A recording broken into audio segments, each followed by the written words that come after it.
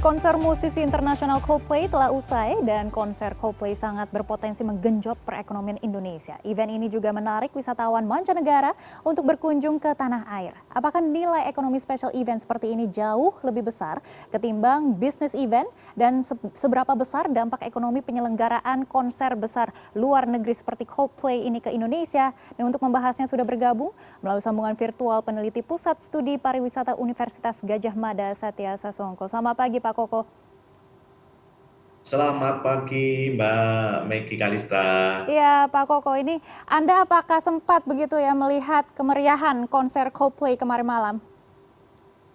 Jadi saya memantau dari dunia media sosial itu ya, dengar-dengar luar biasa sekali sambutan masyarakat Indonesia ini. Fansnya luar biasa Coldplay ini. Iya benar sekali ya Pak Koko. Dengan besarnya euforia kedatangan grup band asal Inggris Coldplay di Indonesia, bagaimana sebenarnya dampak terhadap perekonomian di Indonesia ini?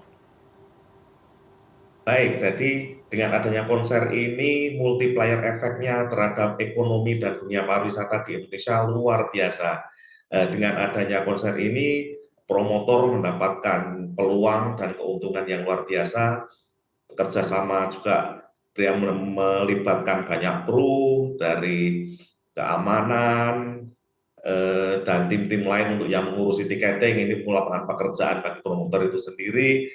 Kemudian dari sisi yang lain, dari sisi transportasi, tentu saja ada peningkatan traffic transportasi, baik itu wisatawan Nusantara yang berasal dari kota-kota lain yang bergerak menuju Jakarta, dan juga dari penonton konser musik yang berasal dari luar negeri, negara-negara tetangga kita.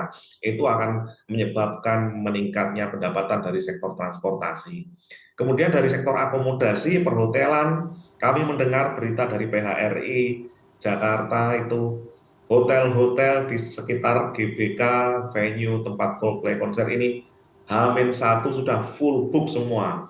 Hotel-hotel juga di sekitar wilayah yang agak jauh, itu juga 90% full book. Jadi sektor akomodasi mengalami peningkatan yang luar biasa ini ya. Dan Baik, tentu ini saja dari sektor makan minum juga, selama penonton ini kan H-1, H-2 itu sudah butuh makan dan minum, ini menggerakkan perekonomian masyarakat di Jakarta yang luar biasa. baik, efek multipliernya ini sangat signifikan ya Pak Koko. Nah, kita melihat nilai tukar rupiah menguat beberapa hari ini. Apakah konser ini juga memiliki dampak bagi nilai tukar rupiah dan pendapatan pajak? Nilai tukar rupiah ini juga terkait dengan kepercayaan negara-negara internasional atas kemampuan Indonesia untuk menyelenggarakan konser tingkat dunia ya. Dengan adanya keamanan yang dapat dijamin, dengan adanya peningkatan ekonomi dan partisipasi penonton yang luar biasa, lebih dari 60.000 penonton, ini tentu saja memberikan kepercayaan kepada negara-negara asing sehingga citra bangsa Indonesia ini menguat. Nah, dengan citra yang menguat ini tentu saja ini memberikan dampak yang bagus terhadap nilai tukar rupiah, dan tentu saja dengan pendapatan ini pajak juga pasti akan meningkat. Nah, tentu saja nanti ini pemantauan juga penting sekali, karena kalau kita melihat secara umum dari pandangan visual kita, peningkatan cukup signifikan terjadi, tapi untuk lebih detailnya lagi, perlu ada survei-survei atau riset tertentu yang lebih mendetail, sehingga ketika tidak ada konser dan setelah ada konser itu berapa persen peningkatannya dari nilai tukar rupiah, penguatannya, peningkatan dari sektor pajak, pendapatan dari masyarakat. Nah, ini sehingga dapat terukur dengan adanya konser ini.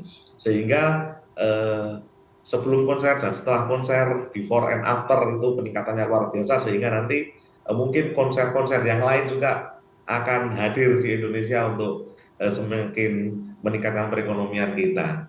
Baik Pak Koko, ini menarik sekali karena tadi Anda menyebut harusnya ada survei untuk mengukur begitu ya, bagaimana sebenarnya pendapatan yang menambah ataupun nilai tambah yang diadakan oleh konser-konser internasional seperti ini. Dan Pak Koko, meskipun Anda hanya memantau lewat media sosial ataupun lewat daring begitu ya, tidak sempat ke Jakarta untuk menonton langsung konser Coldplay-nya, tapi apakah Anda juga mempunyai masukan untuk penyelenggara ataupun pemerintah untuk event-event seperti ini?